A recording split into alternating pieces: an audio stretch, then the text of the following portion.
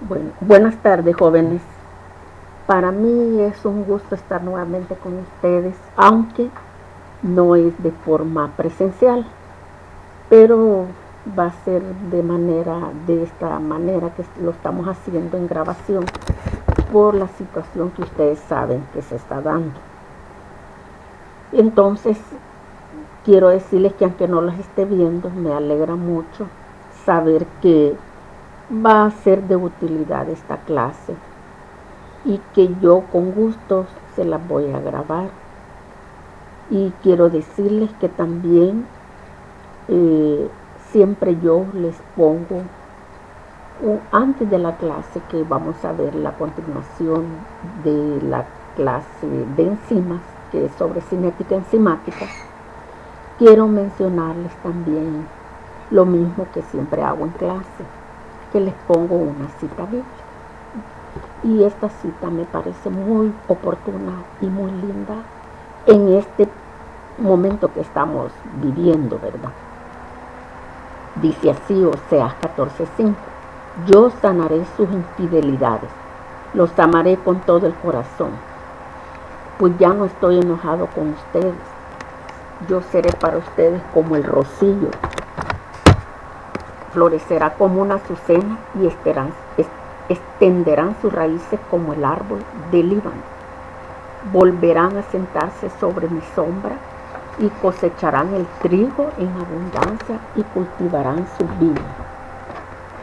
Como ustedes pueden ver, es una cita lindísima en donde Dios nos está llamando y nos está diciendo que nos ama con todo el corazón y que Él va a volver a poner esa sombra deliciosa sobre nosotros y que vamos a cosechar el trigo en abundancia o vamos a tener vida en abundancia. Creamos en eso, Jorge.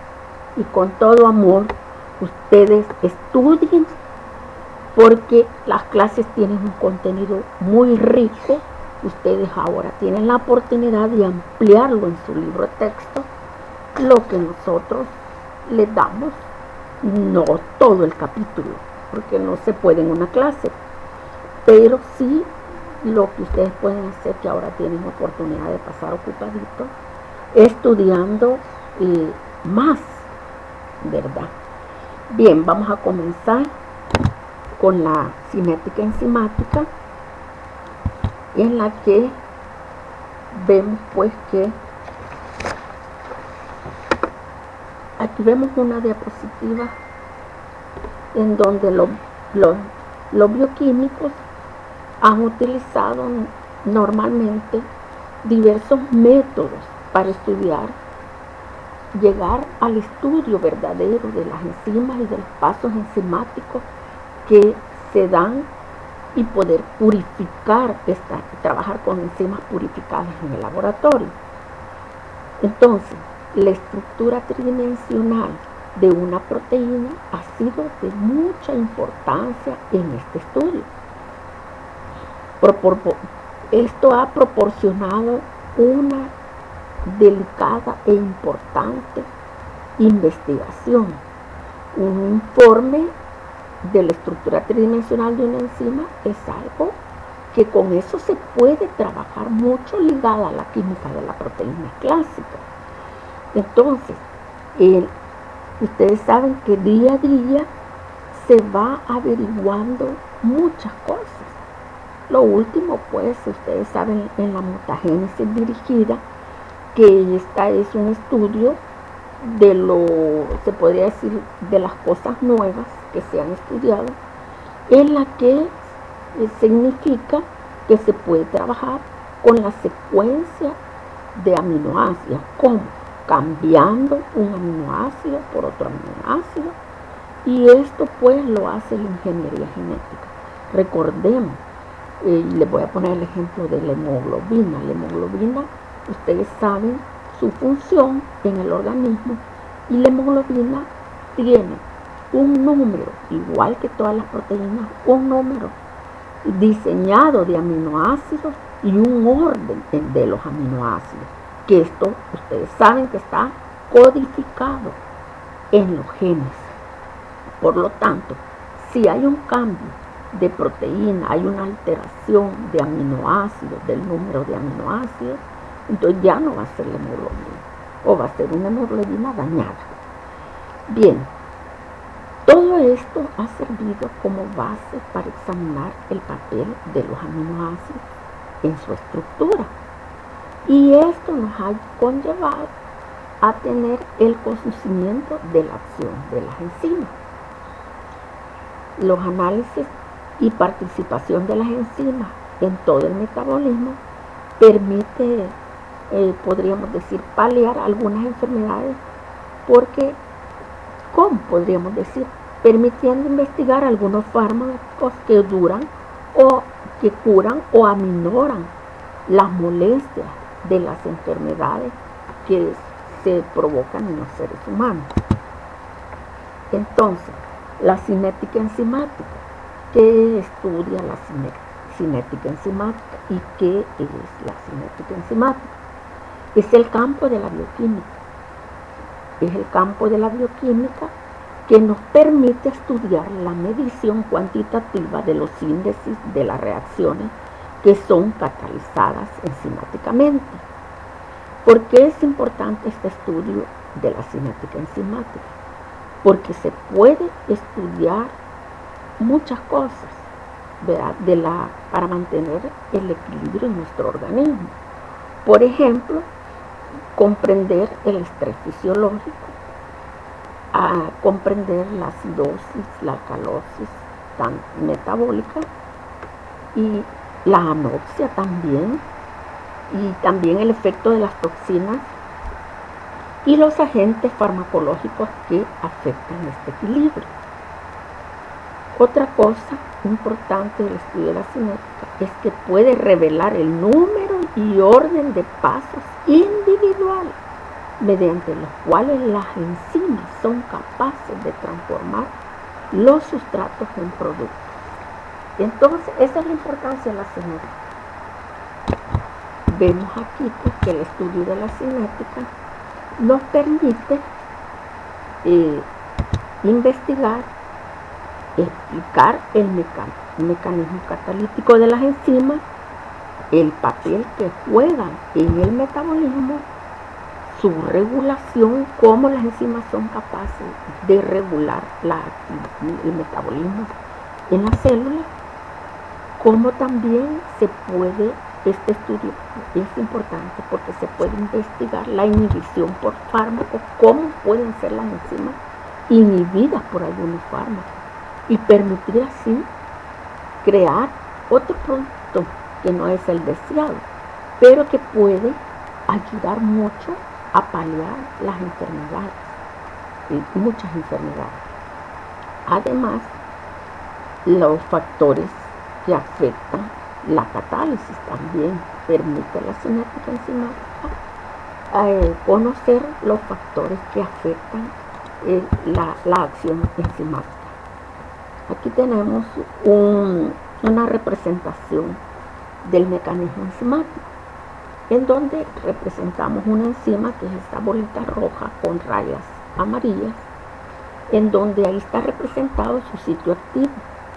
El sitio activo es donde se da la transformación del sustrato. ¿Se acuerdan? En la clase 1 vimos las características del sitio activo y lo importante que es el sitio activo para poder hacer la transformación del sustrato en producto.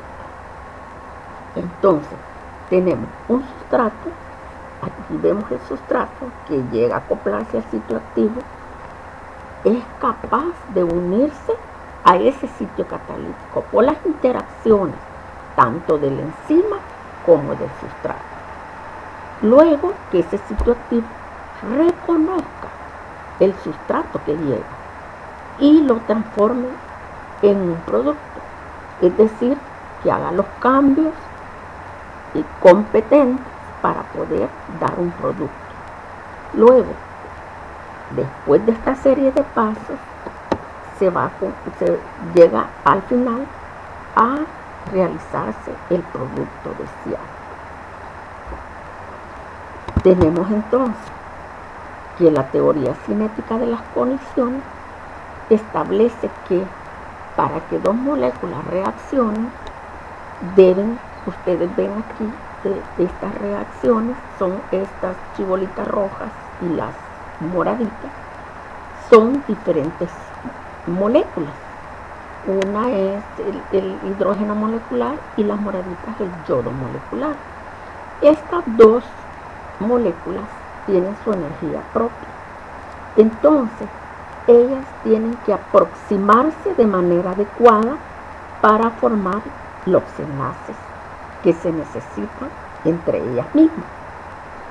Entonces, ustedes pueden ver en la primera parte de la reacción que ellos están moviéndose, empiezan a moverse, luego se acercan, se aproximan y empiezan a chocar entre ellas mismas. Estas deben de poseer suficiente energía cinética, tienen los sustratos para poder vencer la barrera energética. Deben de ser mayor contenido energético para poder vencer la barrera energética, porque solo así se dan las transformaciones en el estado de transición. Entonces es donde suceden los cambios cruciales, como rompimiento de enlaces, formación de nuevos enlaces, cambio de carga, etc. Ahí se da la formación de transformaciones en el estado de transición, y ahí es donde está la barrera energética, que si se logra romper esa barrera energética, se dan esos cambios adecuadamente y se forma un producto. Aquí vemos, ya se formaron, ya reaccionaron, ya llegaron al estado de transición, se dieron las transformaciones adecuadas y se formaron los productos. Miren, los productos son muy diferentes a los sustratos, ¿verdad?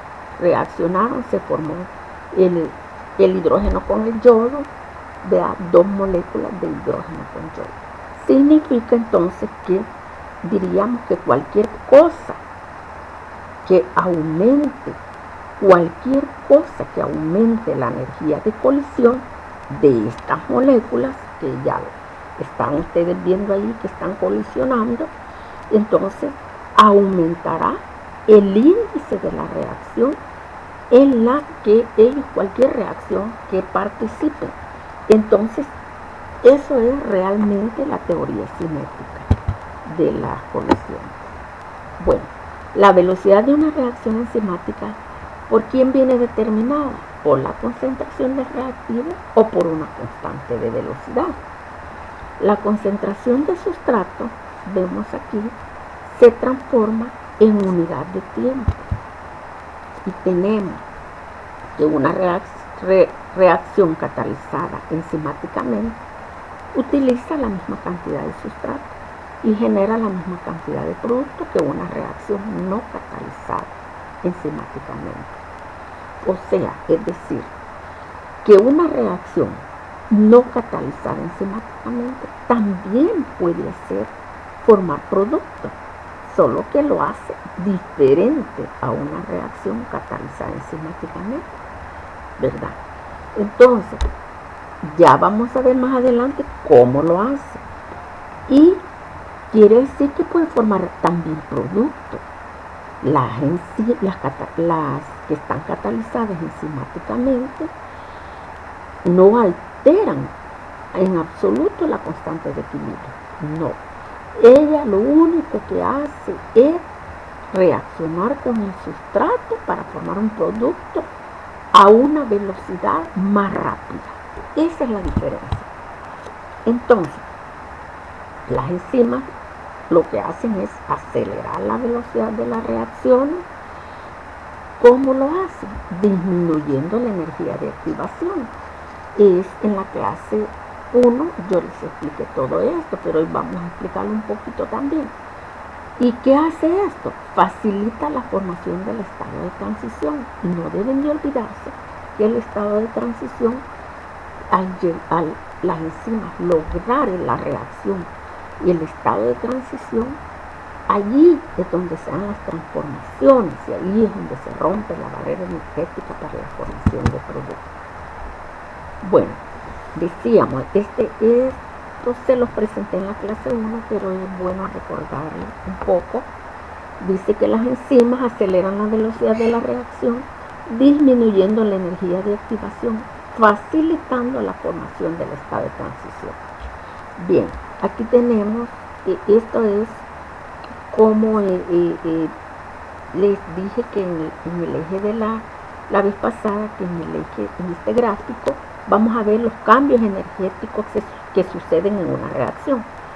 Y tenemos que en el eje de las X es el progreso de la reacción, los cambios que se van dando en la reacción, los cambios energéticos. Y en el eje de la Y vemos la energía libre del sistema. Entonces, el punto de partida para la reacción sería aquí donde dice en el estado basal del sustrato, y que no es nada más que la contribución de la energía libre del sistema, de la molécula reactante, que es el sustrato. Entonces, las condiciones son estándar, el pH, la temperatura, se asume que son estándar, y lo que aquí se va a hacer es ver los cambios energéticos que suceden. Bueno, primero creo que es importante recordar que la curva aquí reflejada es la que está en negrito, la que es continua, es el cambio energético que se da en una reacción no catalizada enzimáticamente. En cambio, ustedes pueden ver aquí en la curva otra que está más abajo, pero es discontinua. Esta discontinua es la que nos va a demostrar cómo se dan los cambios energéticos en una reacción catalizada enzimáticamente. Y aquí tenemos la reacción que nos representa S y P, el sustrato y la transformación de un producto. Entonces tenemos que los estados basales están en el sustrato y también está en el producto. Y el equilibrio entre el sustrato y el producto refleja la diferencia de energía libre de sus estados basales. Entonces aquí tenemos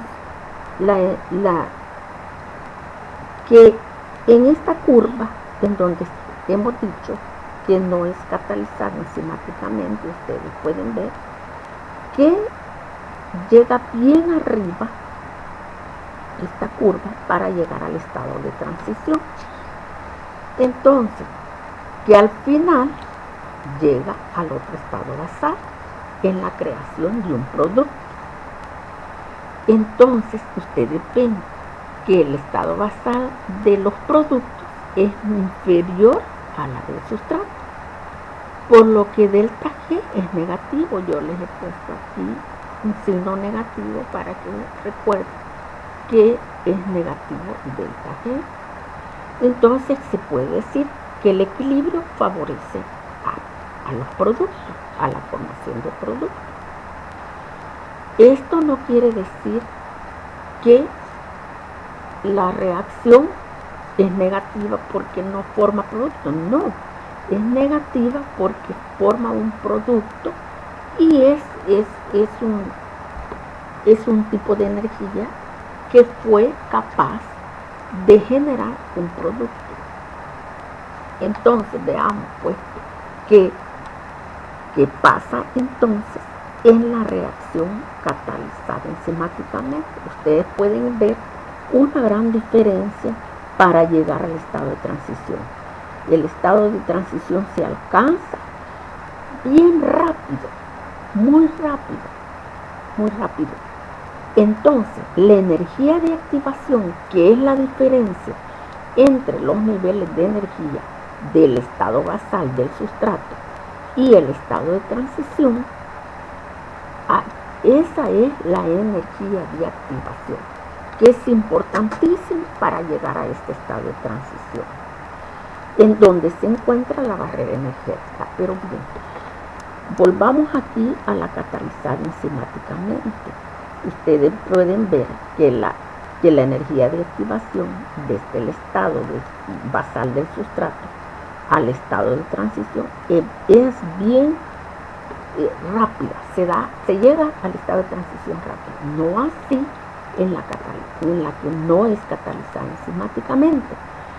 Entonces también forma producto, ¿verdad? Los dos forman producto, solo que las enzimas lo hacen disminuyendo el estado de transición, ¿verdad? Disminuyendo la energía de activación, ¿verdad? Entonces llega al estado de transición con la energía de activación muy pequeña. El esfuerzo es menor. Significa que de esa manera rompe la barrera energética. Veamos entonces esta diapositiva. Aquí tenemos una reacción. La enzima reacciona con el sustrato. Luego se forma un complejo transitorio enzima-sustrato, que aquí lo pueden ver ustedes. Esta es la reacción no catalizada enzimáticamente, el gráfico, y este es el gráfico de la reacción catalizada enzimáticamente. Significa que es rápida, es más rápida que la otra que no ha utilizado enzima en su reacción. Entonces se forma el complejo enzima-sustrato, que es un complejo transitorio. Y luego también hay otro complejo transitorio en donde se forma enzima-producto. Es transitorio porque rapidito se despega, ¿verdad? Se podrían decir, no se pegan, sino que se separa el producto que se ha formado del sustrato y luego la enzima lista para poder accionar. Entonces, el complejo enzima-sustrato es la primera etapa de la catálisis enzimática. Esa es la primera etapa.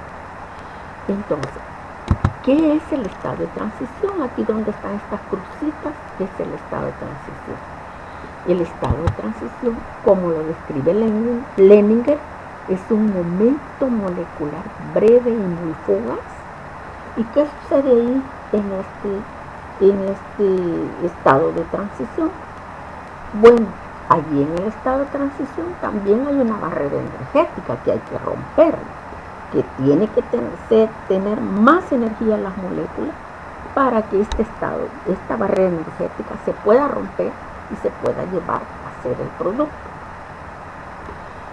¿Qué es lo que sucede en este estado de transición? Allí es un estado, como dice, rápido. Es un momento molecular breve y muy fugaz, porque allí es donde se da la formación de cargas transitorias, porque eso es rapidito, y que son inestables. Ahí se dan los reordenamientos de enlaces, rompimiento de enlaces viejos y formación de nuevos enlaces. Es decir, que aquí es donde hay nuevas cargas, ¿verdad? Se forman nuevas cargas. Ahí se dan las transformaciones que se requieren para que la reacción tenga lugar en la formación de productos. Pero también, si no se dan las reacciones adecuadamente, también puede la reacción revertirse a los reactivos. Bien. Entonces tenemos como conclusión que la catálisis enzimática aumenta la velocidad de la reacción. ¿Cómo lo hace? Disminuyendo la energía de activación, como lo hemos visto en el gráfico, ¿verdad? Pero otra cosa bien importante es que no altera el equilibrio. Entonces, ya comprendimos que para que haya una reacción enzimática tiene entonces que romperse la barrera energética, darse los cambios de manera adecuada para que se forme el producto. Bien, entonces los cambios de energía libre, la concentración de los reactivos, los productos, determinan la dirección de la reacción. Eso va a determinar la dirección de la reacción. Aquí tenemos un dibujito en donde nos está representando una reacción, en donde la velocidad de la reacción representa la cantidad de sustrato que ha de reaccionar por unidad de tiempo. Aquí el sustrato está representado por un niño que tiene sus pelitos parados, ¿verdad? Y que tiene un suéter amarillo, pero que a medida de la reacción que se dan los choques efectivos, se acelera la reacción, entonces pasa por un momento y la curva lo está aquí señalando, la curva que está aquí dibujada también, que es donde se va viendo el progreso de la reacción. Aquí se ve que luego después se forma el complejo transitorio enzima sustrato, en donde ya están unidos aquí. Luego pasa el estado de transición. ¿Qué es lo que sucede en el estado de transición? ¿Qué es lo que dijimos? Que ahí se dan las transformaciones que se requieren para llegar a un nuevo producto. Allí es donde se rompe también la barrera energética, ¿verdad? Se requiere más energía para romper esa barrera energética. Entonces aquí tenemos que se están surgiendo, están transformándose cargas, están cargas nuevas, además se están reordenando ciertos enlaces y también hay formación de cargas inestables transitorias en lo que se está dando allí las transformaciones. Entonces allí en esta transformación da lugar a que se forme un producto y ustedes ven el producto muy diferente al sustrato. Aquí ya está bien contento, ¿no? Aquí está así, algo pensando, ¿verdad? ¿Qué le va a pasar? Pero al final se forma el producto y ya está el sustrato transformado totalmente. Entonces, en cada reacción, en cada catálisis enzimática, se establece que para cada reacción hay un orden. ¿Qué podemos decir del primer orden? Si la velocidad de la reacción, ¿verdad?, es proporcional a la concentración de solamente un sustrato. El segundo orden, la velocidad de la reacción es proporcional a dos compuestos iguales o diferentes. Y en el tercer orden, la velocidad de la reacción es independiente de la concentración de los reactantes.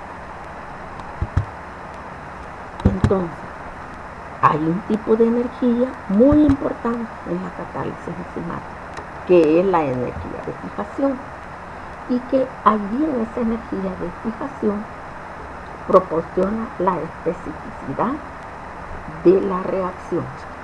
Entonces, ¿qué podemos decir de esta energía de fijación? En esta energía de fijación es la fuente principal de energía para que la catálisis se lleve a cabo. Entonces, la energía de fijación, que es la suma de todas las energías liberadas, las pequeñas energías liberadas por la totalidad de todas las interacciones débiles en donde se forman y se rompen enlaces. Además, estabilizan el complejo enzima-sustrato y mantienen al sustrato en la posición correcta para que pueda ejercer su acción. Luego decimos que es la principal fuente de energía libre que utilizan las enzimas para disminuir la barrera energética. Miren qué importante es. Las interacciones de fijaciones débiles entre la enzima y el sustrato proporcionan la fuerza impulsora de la catálisis enzimática. He ahí la importancia de la energía de fijación. Ellas promueven la catálisis enzimática por medio de esas interacciones y fijaciones débiles que se dan entre el sustrato y la enzima. Existen, como dijimos, factores que afectan la velocidad enzimática, en donde se identifican posibles agentes terapéuticos. Y estos factores pueden aumentar e incrementar de manera selectiva la actividad enzimática. Y otros factores la pueden inhibir también. Depende de qué factor sea. Entonces, todo esto, pues estos factores tienen que ver con la velocidad de los procesos enzimáticos. Y vamos a recordar que la teoría cinética, conocida como teoría de las colisiones, que hablábamos al principio de esto, tiene que tener choques efectivos estas moléculas con su propia energía, de manera que lleguen al estado de transición. Entonces, si sabemos que hay diferentes factores que pueden incrementar la actividad enzimática, entonces quiere decir que la frecuencia de colisiones entre los sustratos, esta fuerza energética que hay entre cada molécula, puede aumentar la velocidad de la reacción. Vean, ¿qué quiere decir todo esto? Que cualquier cosa que incremente ese choque de las moléculas, ¿verdad?, por la energía que tienen ellos o por un factor diferente, puede aumentar la velocidad de la reacción. Entonces, ¿qué podemos decir de esto? Que hay factores que modifican la velocidad de las reacciones enzimáticas, aunque algunos también la disminuyen. Veamos aquí, cambios en el pH son uno, cambios en la temperatura, concentración de cofactores, concentración enzimática, concentración de sustrato y la presencia de inhibidores también puede modificar la velocidad de las reacciones enzimáticas. ¿Qué se puede decir de la temperatura? ¿Cómo afecta la temperatura a la catálisis enzimática? Siempre recordando que entre más energía tengan cada molécula reaccionante, van a tener más choques, se van a acercar más rápido, van a tener choques efectivos, y con la temperatura podemos aumentar la energía cinética de las moléculas y de las reacciones químicas, de manera que si la temperatura se va aumentando, la velocidad de la reacción va aumentando. Pero si esta no tiene control y se va aumentando, la temperatura llega a un momento de que supera la barrera energética, de manera que puede llegar al punto de desnaturalizarse. Acuérdense que son moléculas orgánicas la enzima, y que luego pueden llegar, si esa temperatura es demasiado alta para ellas, porque todas tienen su temperatura óptima para trabajar, entonces sufre la desnaturalización. Y la desnaturalización, recuérdense que la desnaturalización no es más que la pérdida de las estructuras, de los niveles de estructura de cada proteína o de cada enzima, manteniéndose el primer nivel de organización. Entonces, por eso es que cada una tiene su temperatura óptima. ¿Y de qué depende el intervalo de temperatura en el que una enzima mantiene una conformación estable? Es de la temperatura normal de las células en donde ellas actúan, en donde ellas se encuentran. De eso va a depender. Entonces, las enzimas son estables a la temperatura celular. Pero, sin embargo, hay enzimas que su temperatura óptima es de 100 grados centígrados o más. Imagínense qué contradicción. En nuestro organismo, pues, las temperaturas óptimas llegan a la temperatura del organismo. Pero hay microorganismos de las aguas termales que estas viven ahí en esas aguas termales, Y allí viven esos microorganismos termófilos, en donde las enzimas, su temperatura óptima de 100 grados centígrados o más. Entonces, no crean que en el refrigerador no hay microorganismos que su temperatura óptima sea de 5. Por eso es que allí están bien galán. Si uno no limpia frecuentemente las temperaturas o cree que porque están congeladas, por ejemplo, las carnes, no llega un momento en que puedes, allí hay microorganismos vivientes. Entonces, la temperatura óptima es la temperatura en la cual la enzima ejerce su máxima acción catalítica. Tenemos entonces, en la temperatura se dice que hay un CO10, coeficiente de temperatura, que es el factor por el cual el índice de un proceso biológico se duplica para un incremento de 10 grados centígrados de temperatura. Y este es el famoso Q10 igual a 2.